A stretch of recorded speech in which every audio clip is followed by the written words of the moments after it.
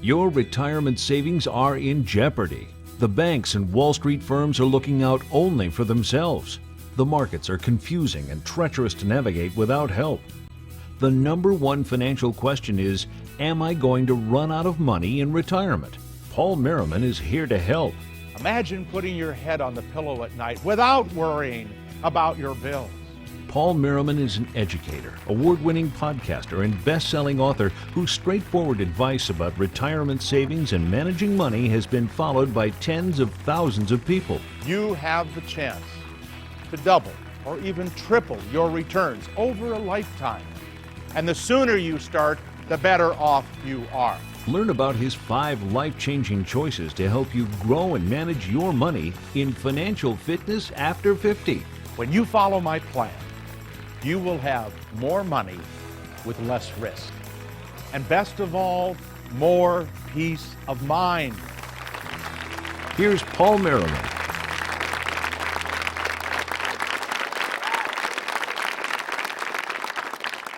Hi, I'm Paul Merriman, and I am going to, for the next few minutes, be talking about a very important subject.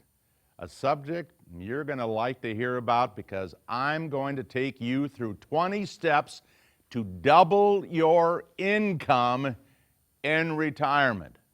I know that may sound too good to be true, but you stick around because I'm going to show you how to do it. I think actually it's pretty easy. Now, there are 2 groups of people who are probably watching this. Some of you are retired and you're living off of the money. So having a chance to double your money sounds like a pretty tall order, but it is absolutely possible. And others of you are accumulating for retirement, and the younger you are, the easier it is to actually accomplish this. And I believe that if you can just find some way to add 1% a year to your return, you, in fact, have a legitimate shot at doing that.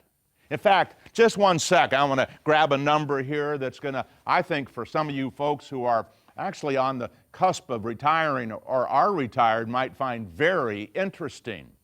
When I look back over the last 40-some years here, I can see lots of periods where you would have done fantastic, other periods you would have struggled with some sort of a combination of stocks and bonds. But I noticed something here.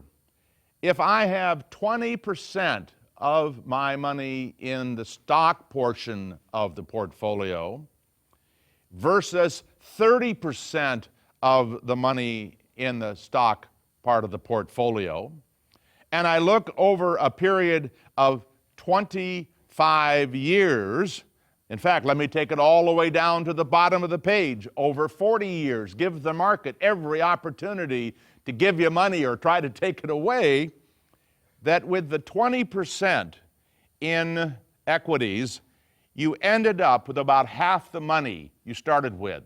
Doesn't matter if you started with $1 million, you end up with 500,000. If you started with 500,000, you ended up with 250. But you ended up living off of that money, by the way, in this case, taking out 4% every year plus inflation. You lived on it and had a little bit left. If you just moved one column to the right, 10% more equities, you would have ended up with almost 4 times what you started with. 4 times. Now, why is this important? Well, it's important because the difference in return was 0.6%. It wasn't even 1%. 0.6% difference in the return made a huge difference in your lifestyle and what you left to others. And the recommendations that I have to make for you in terms of how you should diversify your portfolio, and I'll share that in just a second, they can legitimately add 3 to 5% a year for many investors. Now, I see investors making what I call sins of omission and sins of commission. There are some things that we didn't do right, And then there are some things that we did, and they were wrong. So we didn't do stuff, and we did stuff, and in both cases, you can, in fact, end up losing.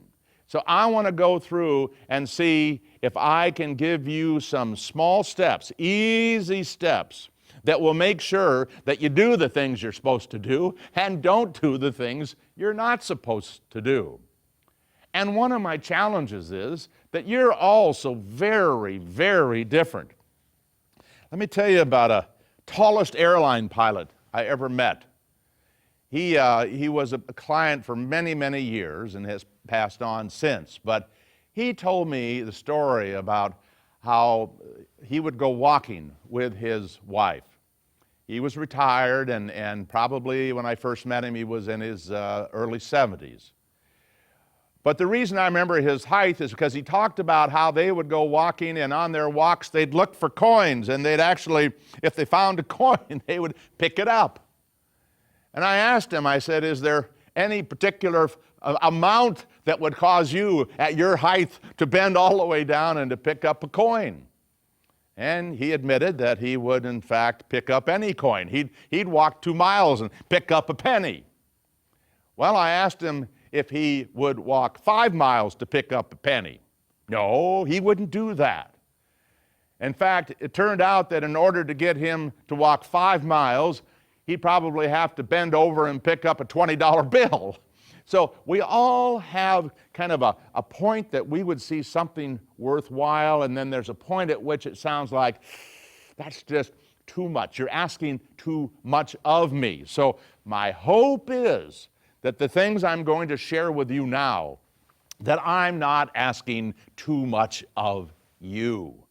Number one, I want you to make more money by cutting the expenses. And remember, this is not just a matter of making more money, but expenses are a cost. They are a risk. So when you cut expenses, you make more money and you take less risk. And that means you don't want to overpay on management fees. You don't want to overpay on commissions. You don't want to overpay on turnover, trading costs. And I think you know what I'm going to recommend. I'm going to recommend to do that, you invest in index funds. And the key is, that's your choice. There's nobody who says you have to do something else. Well, actually, there's nobody who says you have to do index funds either. But it's the smart thing to do because you are cutting the expenses.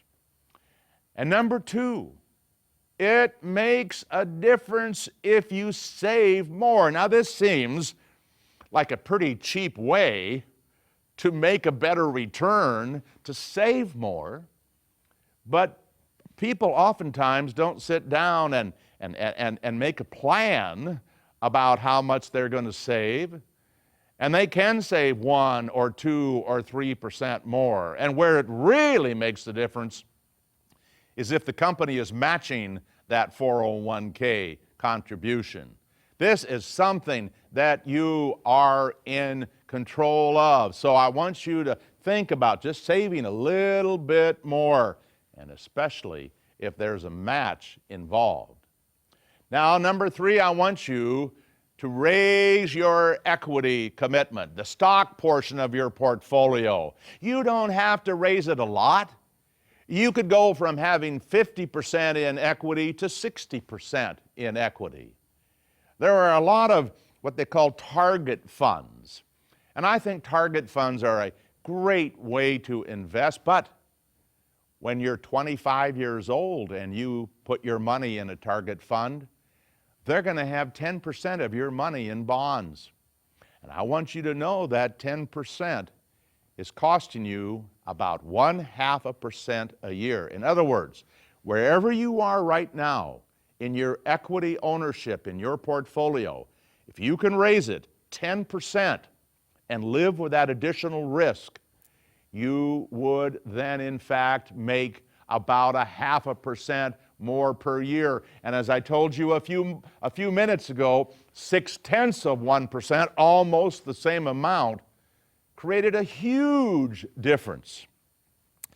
Now this is going to sound a little bit crazy because in number 4, I'm going to ask you to actually take less risk. Wait a minute. First, you tell me to take more risk, and now it's in my best interest to take less risk? Yes.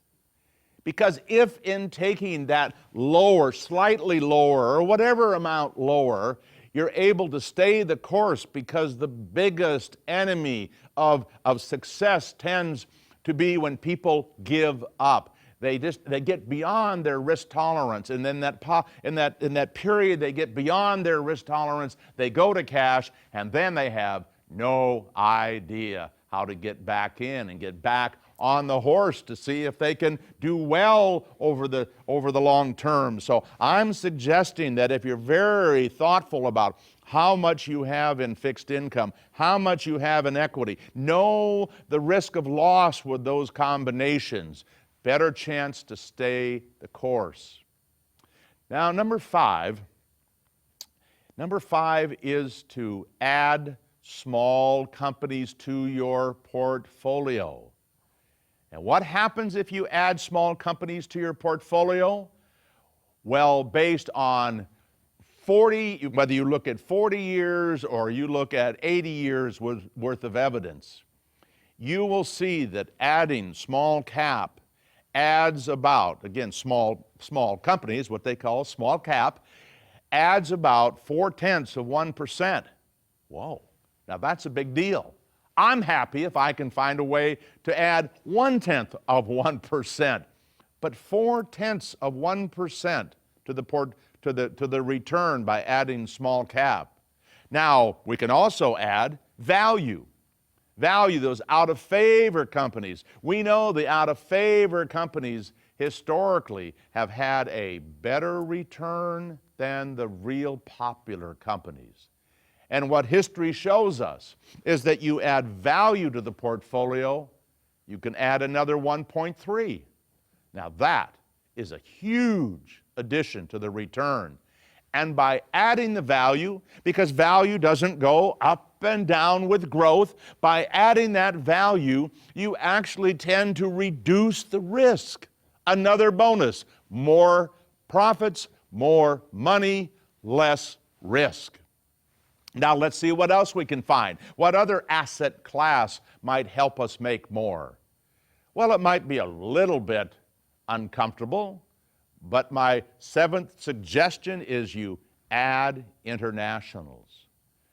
Now, for a long time, internationals felt very scary, and people thought that somehow if you invested in mutual funds that owned international stocks, that there would be some sort of a coup and all your money would be gone. But people have warmed to the idea that other countries actually have very legitimate markets just like the U.S., and that by investing and placing part of your money in those international funds, not in individual companies, but funds, that again, the internationals don't go up and down with the U.S., and when you put them together, it modifies the volatility. So you have that with growth and value. In fact, you have that with small and large. And now we have this moderation of volatility with U.S. and international. But we're always, if we can, we're looking for more money along with the less risk. And in this particular case, historically, adding international can add 0.6% to the return. Now, we can differ about what do you identify as international, because a lot of people will call international a fund that has nothing but large cap growth companies. And the problem with that, all large cap growth companies, it's the same thing as all U.S. large growth companies. You don't get the value, you don't get the small cap. So I'm encouraging you to consider not just the large, big companies there, popular growth companies, but do the same thing in the international markets that you do in the U.S. Add the small international, add the value international. All steps to make you a more successful saver, to have your retirement accounts grow, to be worth more, to leave you with more to live on when you do reach retirement. Number 8, I want you to add REITs, real estate investment trusts. Now, this is something we would all understand. You may not know that term, real estate investment trust, but every time you drive by some big mall or some big office building, you're probably looking at a commercial piece of property that is owned by one of these public or private real estate investment trusts. And historically, the interesting thing is, compared to the stock market, the REITs don't go up and down with the S&P 500. Don't go up and down with small cap. Don't go up and down with international. So it's another way to hopefully make more money and modify, control that risk. Number 9, if you've got a 401k, I want you to take a good look at the investment choices that they give you. This is important because many 401k plans do not give you access to all the asset classes that you should have in your portfolio. And I went through the 50 largest 401k plans in the United States. Not one had all the asset classes available that I think you should own in your portfolio.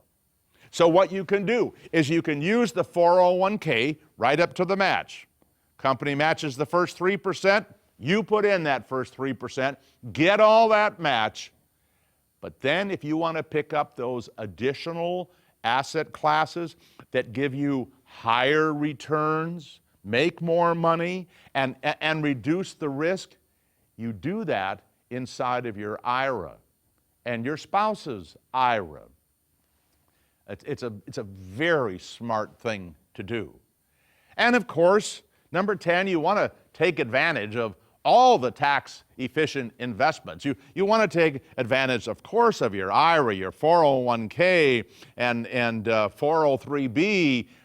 What I'm not excited about is I don't want you buying a variable annuity as your way of trying to find a tax-efficient investment.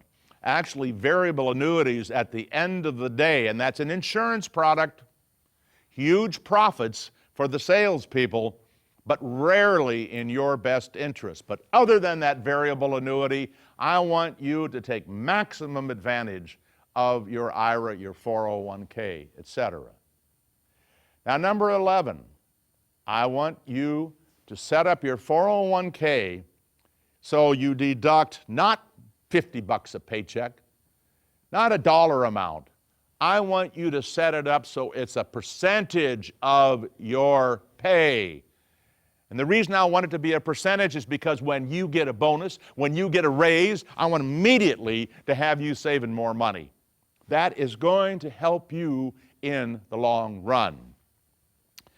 Now, number 12, I hope I'm not going to make some parents upset here, but I want you to borrow money from your parents to make early contributions to your 401k or IRA. Notice the word borrow, not ask for a gift. If you could, and I know this can be done, I've helped kids do this with their parents. If you could convince your parents that you are serious about saving for the future. This is not money you're looking for a new car. And you're not going to cash out this IRA or 401k. It's there for your retirement when you're 65 or whenever you're planning to retire. And what you do is you borrow those first 5 or 10 years of contributions because you just can't make enough to do that, to have that extra money.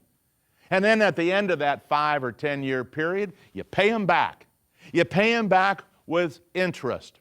It'll be the greatest return they ever got. Because if you look at the long-term returns that investors receive, the biggest return comes from the earliest dollars. They have the most impact. Number 13, If there is not a match in your 401k plan, or if the investment choices are bad, don't do the 401k. Use the IRA. Because in the IRA, you can have, by the way, a Roth IRA, depending on your income. And so you use the IRA, and you get access to the very best asset classes. So if you've got a crummy 401k, or if there's no match, by golly, I think you should be moving to the IRA to take advantage of the same tax deductibility, although you may choose again to use the Roth IRA, which has potentially a huge advantage when you get to retirement, because you take all the money out without paying any taxes. But I want you to be smart about what's available. I want you to go where the choices are the most productive. Number 14, don't use timing. Now, timing is often called market timing. And what that means is you're going to be moving back and forth. You're going to decide when's the right time to be in the stock market, and when should I be getting out of the market and moving someplace safe like a money market fund. Now, the bad news is that people who try to do this on your own, it normally ends in a disaster. Very, very few people know how to be successful timers. It is something that's even difficult for professionals. And so from everything we know about the past, you will get the best return if you simply stay the course. Remember, I want you to have the right amount of fixed income in there to make sure that you are protected during one of those periods that the market is unfriendly and going down instead of up. So I really don't want you to consider outguessing the market. And the best example of that is back in 2009. The market had been going down for over a year, and it was at the most terrible point, the most depressing, the most emotionally taxing, that people were bailing out with not just part of their money, all of their money, looking for safety. And about the time that they did that, you probably know what happened. The market turned around and doubled. And then they don't know when to get back in. It's a terrible thing to get caught in this emotional belief that you're going to outguess the market, because the market, it even befuddles the professionals. There is no evidence that even the experts can see into the future. So don't do it, please. Number 15, I want you to eliminate the play money. I have over the years sat with hundreds of people who, after I tell them what I think they should do with their money, they say, well, can't I just have some that I kind of trade the market, have some fun with? And what I have seen for many years is people who play the market end up speculating instead of investing. They end up buying things where they think they're going to get an unusually high return, because otherwise it's not any fun. And most people who play with their money, it's very similar, I think, to the mentality of going to Las Vegas. That when you get there, there's a tendency to become more aggressive. And if you get ahead, you have some winnings, you now have what you will call the house's money. It's their money. You just haven't given it back to them yet. So playing with part of your portfolio, unless you know you're never going to need it, and think of all of the people, and you've probably not had your friends tell you this, but all the people who are short of money today, that if they could just have the play money back, would in fact have the money they need to live on. Number 16. Now, target funds are a wonderful, wonderful financial product. It's a mutual fund that takes care of everything for you. So if you really can't deal with the idea of picking some small and some large and some value and some growth and some international and emerging markets and REITs and bonds, they will do that for you. And it is a wonderful set it and forget it approach. Now that's the good news. There is bad news. The bad news is that target funds have very little exposure to value, very little exposure to small cap, not much exposure to international, and the international they have is almost all large, popular growth companies. So target funds for the uninitiated, for the pure amateurs, for the people who can't take that emotional challenge of dealing with the market, it's a great answer. And I think it will leave a lot of people who would otherwise have bailed out because they'll trust the professionals who are running those target funds. Because that's really what seems to make these strategies work. At the end of the day, it's about trust. Number 17, use an annuity if you're short of money. Now, I am not a great fan of annuities for people who have saved enough. Because if you've saved enough, then you should be able to invest and put your money away in a very safe and a secure way without having to go to an annuity. Because, as you probably know, an annuity makes you an offer to pay you for the rest of your life. They will take your money today and they will pay you a check every month. And if you live another 30 years, they'll pay you for 30 years. And if you die tomorrow, they say, thank you very much, that's our money. So if you've got great genes and you're likely to live a long time and you don't have enough money, annuities are a great way. Now, I started this telling you I was looking for ways to double your income. And the thing about annuities is that if you buy an annuity and you compare that to the income you would get from a bank for CDs, it will be at least twice what you would get from the bank. So it is a legitimate way to get higher cash flow. And the older you get, of course, the less likely you are to want to take risk. And the more important regular income in your life is, an annuity can be a wonderful solution. Remember what that annuity is.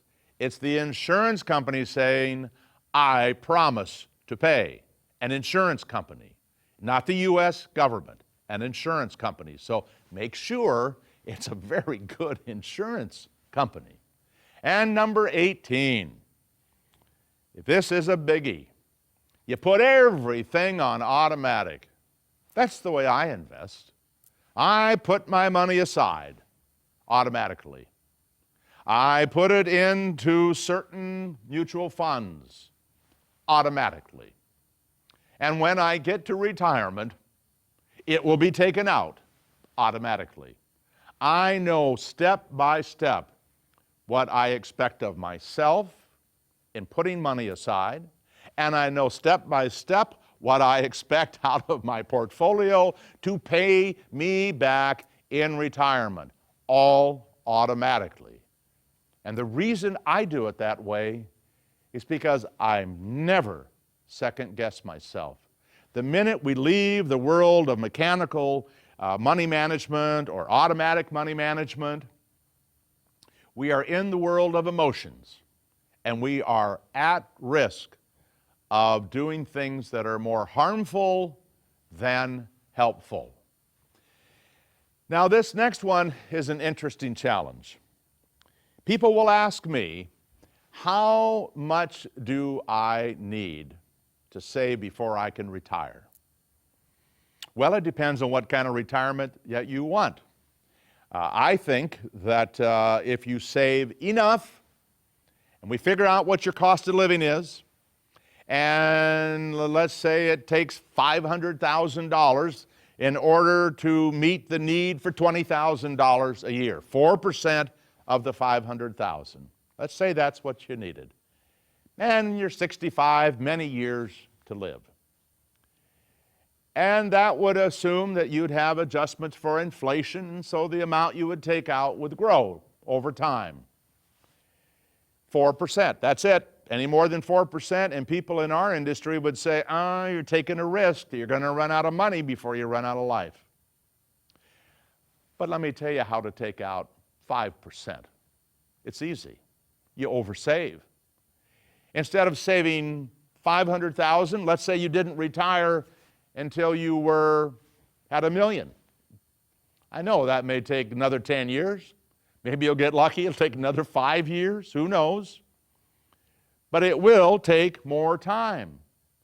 But if you retire with more than you need, now you are not hampered with the 4% is all you can take. In fact, you could take 5%. But for one thing, you're a little older, and the money doesn't have to last as long. And secondly, you got lots of room to come down. Remember your cost of living is about $20,000. That's what you need out of the account. But at $1 million, you take out 5%, you got $50,000 because you oversaved. Now, this may be cheating in how to double the amount of money that you have in retirement to live on, but it is a choice you could make. I know a lot of people, they say, I just can't stand my job. I remember there were a couple of teachers who came in back in about 1999, came in to meet with me, and they were ready to retire. They told me with a straight face, there are 3 things we don't like: students, other teachers, and the administration. And I looked at what they had and I said, you got to work 5 more years. You got to change your attitude and work 5 more years, or you are at risk of outliving your money. I had no idea that big bear market was going to start in 2000 and go down through 2002.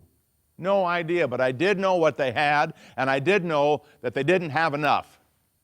Well, they worked 5 more years, and I was sent a nice big basket of candy, which I really needed, and cookies and fruit and nuts as a thank you. But that's a big decision to decide when we have enough. So then we're down to the last one, number 20. Oh, this one is an easy one. It depends on you. Get an education. Get an education.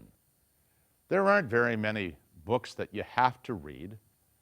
I have a handful of favorite books, but I really think that you need to take the time to get the education, to understand indexing, to understand how mutual funds work, to understand the psychology of investing, and to understand the asset allocation, how to balance your portfolio. I'll even make a recommendation to you. I think it would be well worth your time to read John Bogle's The Little Book of Common Sense Investing. I think it would be well worth your time, and pardon the title, Mutual Funds for Dummies. I think it would be absolutely worth your time to read Your Money and Your Brain by Jason Zweig.